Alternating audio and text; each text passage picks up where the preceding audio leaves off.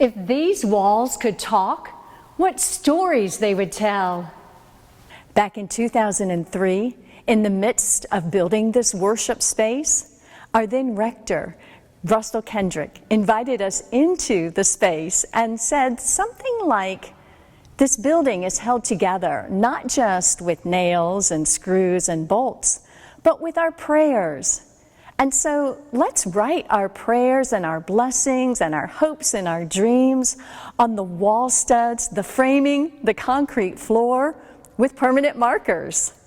And so we did, all over the space. Let's hear more stories about the building and design process of this beautiful worship space. I'm Ann Grainer, and this is St. Paul's Revealed.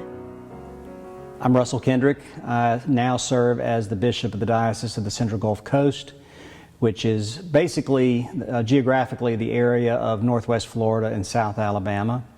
But from the years 1998 to Christmas of 2006, I was the rector here at St. Paul's in Newnan. It still feels very sacred and holy. It has been blessed not by our prayers in 2003, it's been blessed by all that's happened since then, and the lives that have been welcomed and the lives that have been sent forth. I have, when I get into that pulpit and there's a plaque that acknowledges my dad,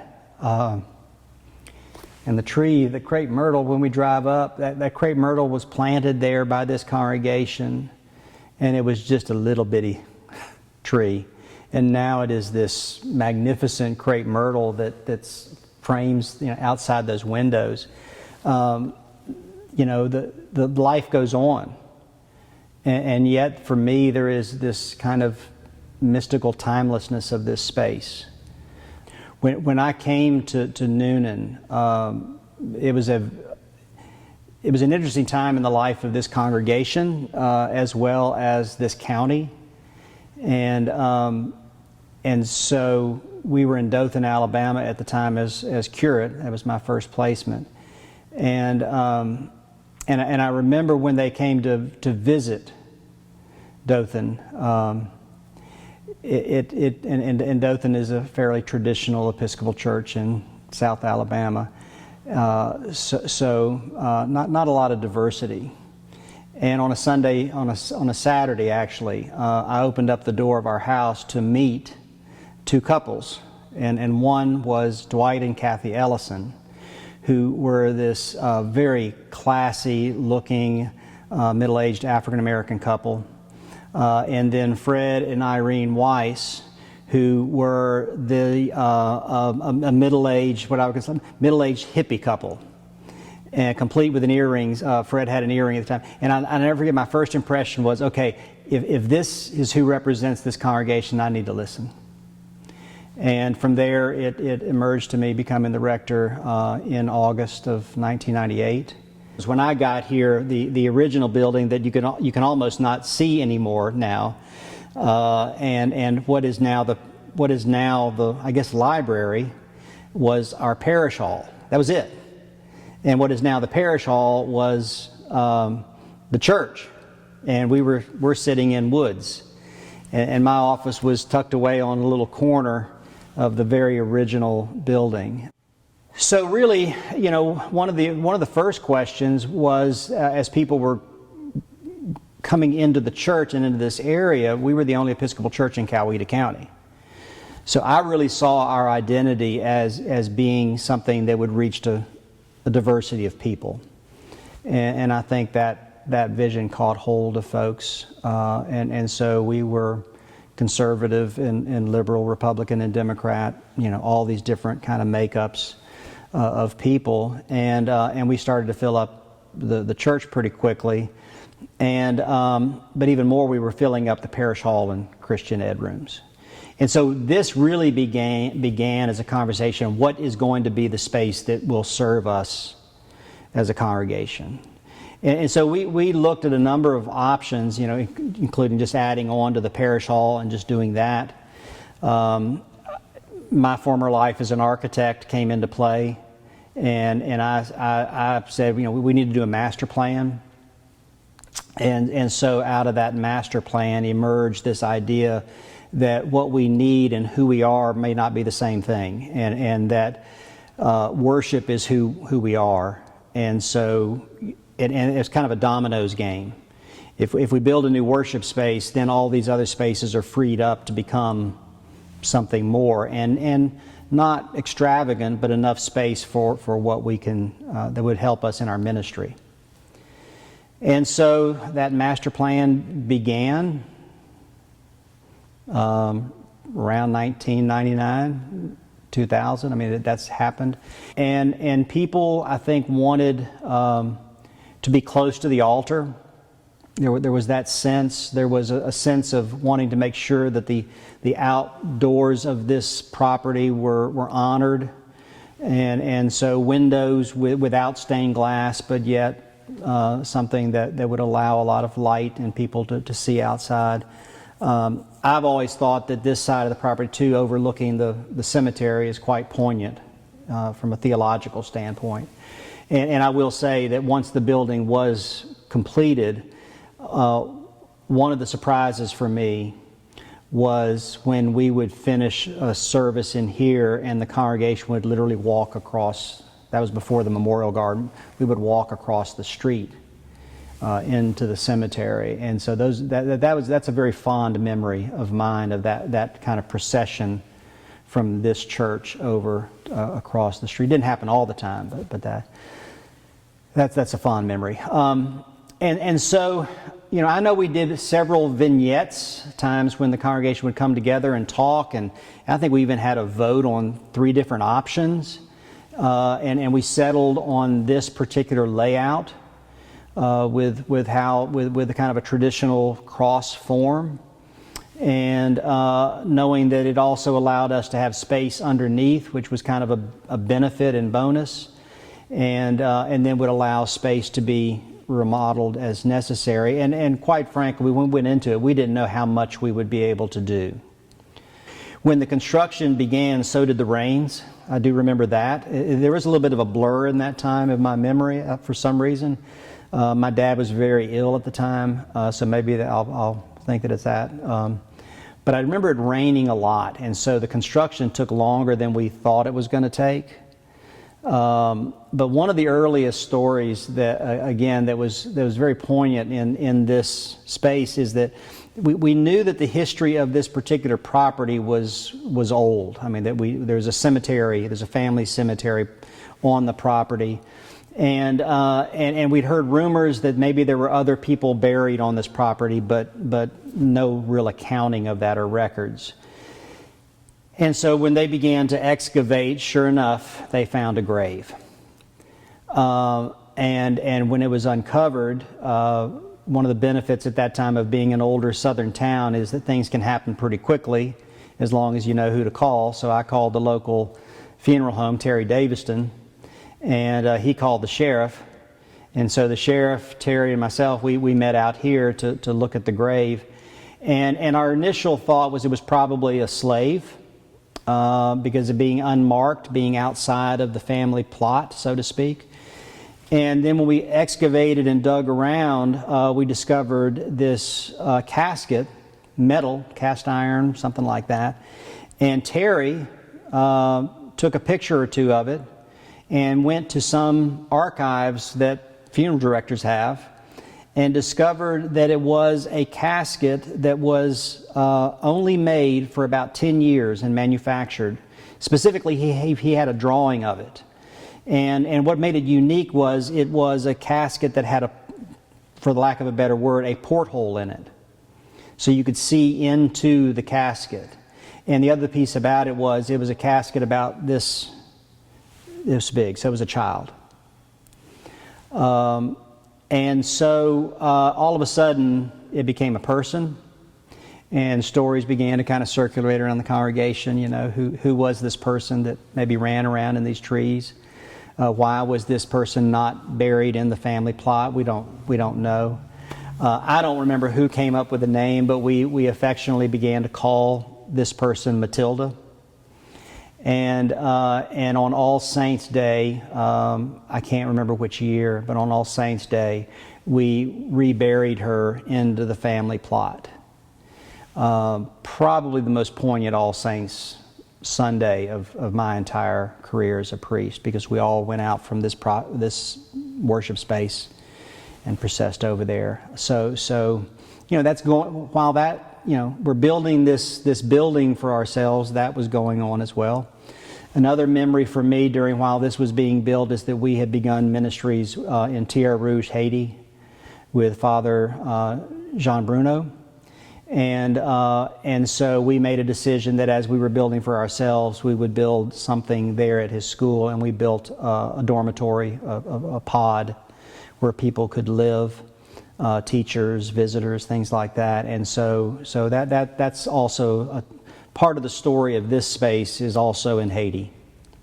And as an aside, the bishop's chair and the presiding person's chair are from Haiti and from students in Father Bruno's Votech school.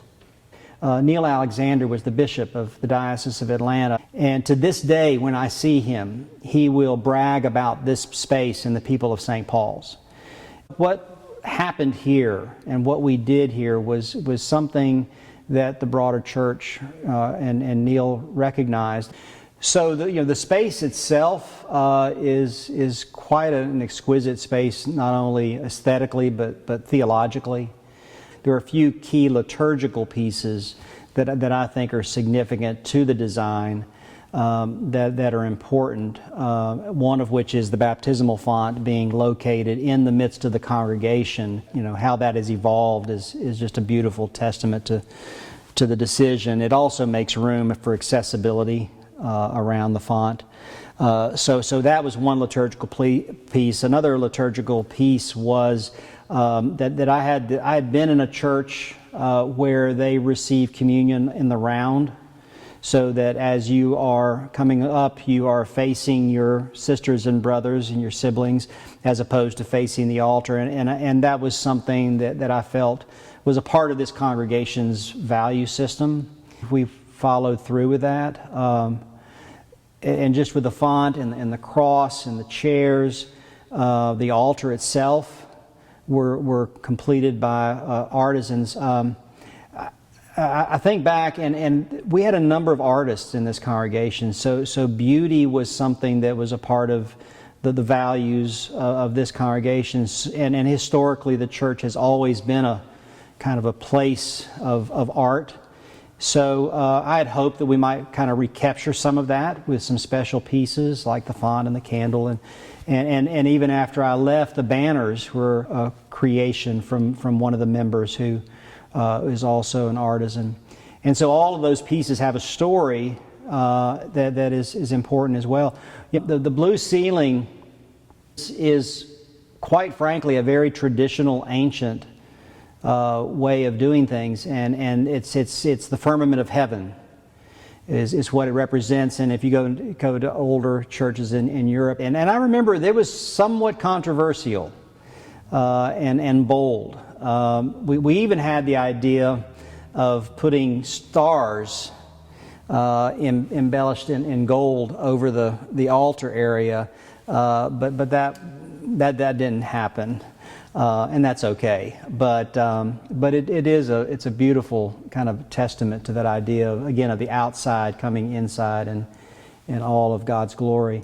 One of the pieces that I've always appreciated a lot was that while we have pews in this church, and some of them I think, as I recall, were from the old church, but we left one of the transepts open for chairs, so it gave us some flexibility to do other types of services in that transept. And that little chapel area, as I would call it, that became something really important to me personally, because that's where we would do our Wednesday healing service. And there was an intimacy, even though we were in this bigger space, there was an intimacy in that chapel area. And the icons, again, were another creation of Sissy Gerald, who was an artist in the congregation. So those chairs also were a little bit of a compromise. At that time in the church, at least in the seminaries, there were conversations about getting away from pews and going to chairs in order to give more flexibility for spaces, multi-use, those type of things. And so we brought up that conversation, and quite frankly, I went into that conversation wanting to go with chairs in the new space. And during that meeting, I remember it was Sears Lee persuaded me differently, and he had a moment, and what I remember him saying was something to the effect that I like that we have pews in the church for two reasons. Number one, they're fixed, and this world is so crazy right now, and everything is shifting, that I like to come into a church and know that I have a place that is fixed. And then he says, secondly, he says, and when I have a pew, I have to share my space. As opposed to a chair that is mine and I can even move it around as it fits me. It was a beautiful statement. It was a very deep theological statement. And in that moment, it was kind of like, all right, this is what we're going to do. Another aspect of this design that was significant when it was built is the location of the choir. In the original worship space, the choir was up in near the altar, which is a traditional style. And yet again, when this building was designed and built, there was a stronger feeling of the people wanting to be closer to the altar, and not a separation, and less of a hierarchy in spaces where it's nave, chancel, sanctuary. And so moving the choir behind the congregation also is a way to help support the singing of the congregation.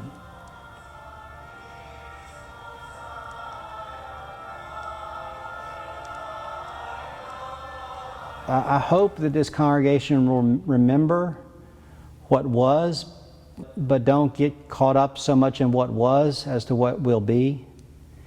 And that I think that during the process of this building, while I'm sure that some people would say differently, we never lost sight of our mission and ministry.